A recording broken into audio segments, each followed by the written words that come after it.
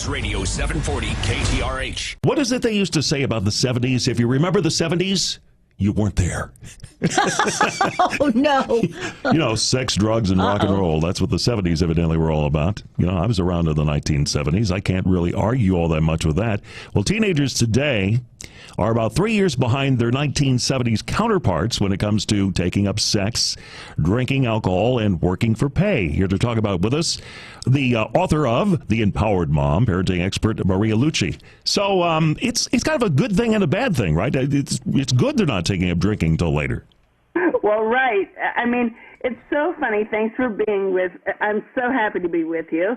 And it's funny because I was already putting this out on my social media this morning, and I'm already getting people going, what are you talking about? They don't even, what, you want kids to start drinking earlier? And I'm like, could you just please wait until we tell you the content before taking it out of context? Well, you know, I think one of the reasons why kids are taking up drinking later is we've made it almost impossible for kids to buy booze. In the 70s, if you looked like you were older and you walked into the store, they wouldn't ask for an ID. They'd just sell it to you.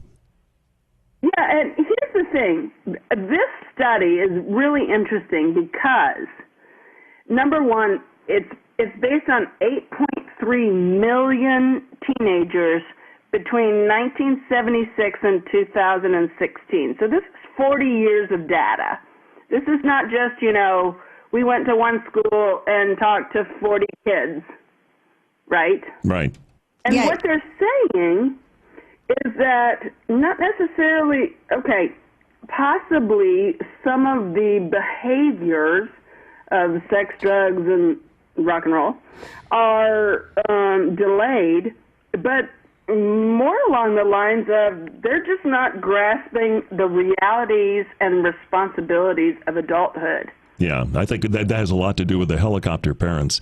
Does it also have to do, Maria, with how we define certain things? For example, all forms of sex used to be considered sex. Now, things like oral sex, for example, kids don't necessarily consider that sex. Wow, we're just going there, aren't we? Well, we might, if we're going to talk about it, we might as well go there, right? And yes, you're absolutely right. I mean, what was considered sex, which is actual sex, is now not. And so, you know, girls can have their virginity or boys or whatever without actually going there. And so, you know, God, that's like making sex politically correct. Yeah. You know, I get the bottom line here. Is this something we should be concerned about or something we should just say, you know what, that's what this generation is all about, and every generation is a little bit different? No, I think it's both. Here's why. I think that parents are abdicating some responsibility or taking on some responsibility and not making their kids grow up. And when I say that, I'm not saying let's go make them have sex and drink alcohol. I'm talking more along the lines of, you know, life responsibilities.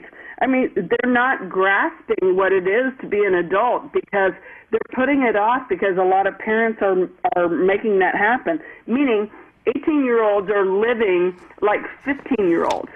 That doesn't necessarily always equate to their behaviors. It equates to their maturity and their responsibility. Yeah, and we need to get them mature enough to go off to college because they're going to have to be responsible once they get there. Maria, thank you so much. Maria Lucé, the author of The Empowered Mom, joining us here on News Radio 740 KTRH.